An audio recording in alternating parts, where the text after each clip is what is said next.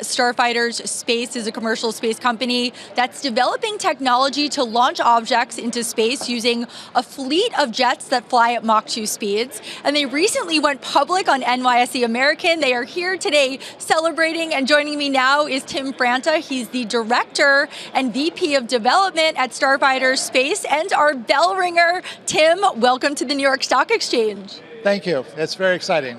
So what was it like to ring the bell this morning? It's one of those once-in-a-lifetime experiences, but it's very interesting, and it's very funny to see something on TV and then you're actually doing it.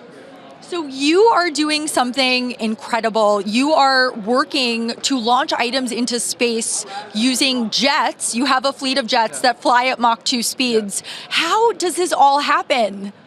So we had an excellent founder, Rick Svetkoff, who acquired a fleet of F-104s, which, even though it's an older jet, has all the world records today. So it can fly in excess of Mach 2, which, 1,100, 1,200 miles an hour.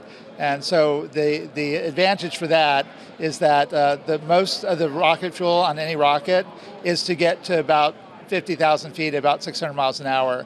We can do that with 300 gallons of fuel and go twice as fast. So so the rocket can be smaller and we can launch it from the jet. So is that how it works? You're going to fly the jets as high as you possibly can and then launch the items into low Earth orbit? Actually, it will not be as high as we can because the F-104 has the world's altitude record, which is like over 103,000 feet. We'll be flying between 40 and 50,000 to release the rocket. So we'll be above the bulk of the atmosphere. All right, and why was now the right time to list on NYSE American? Well, one, we needed the capital to reach our plan and our goal. And number two, there actually is now a commercial space sector. 10, 15 years ago, it was all big government contracts or one or two companies. With SpaceX and Blue Origin and Rocket Lab, there actually is now a commercial space sector. So, and it's so much better that investors are spending the money as opposed to the government, because you'd only be flying the government's program. Now you can fly commercial programs and what you want to do. And so that's why it's time. And as we've mentioned, this is, of course, the goal is to launch these payloads. They're not being launched yet, but you're working to get there.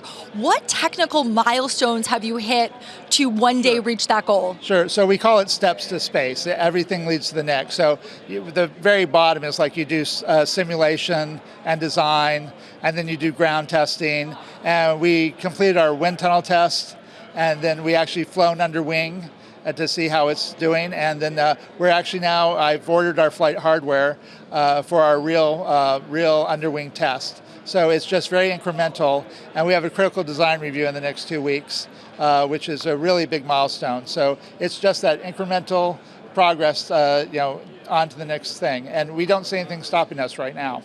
And you currently have a fleet of 7 F-104 aircrafts. What will expansion look like? So I have to tease you a little bit. So we will begin a second platform, and I cannot say what it is now, but it will give us greater capability, and we should be having announcements in the not too distant future. So aircraft that give us more capability.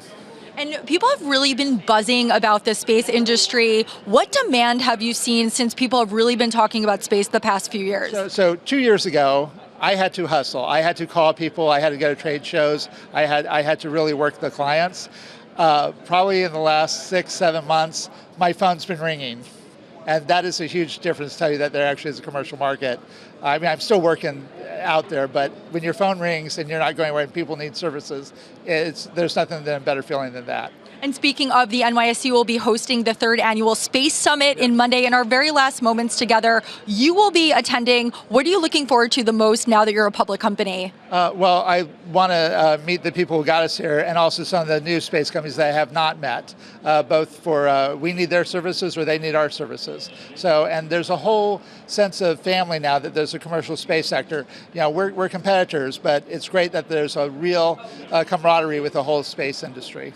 All right, and any last words, if you can wrap up this morning in 1 word or 2 words, what would it be? So basically, Starfighters believes the future's in space, and we will see you there. All right, Tim Franta from Starfighters Space, thank you so much for joining us.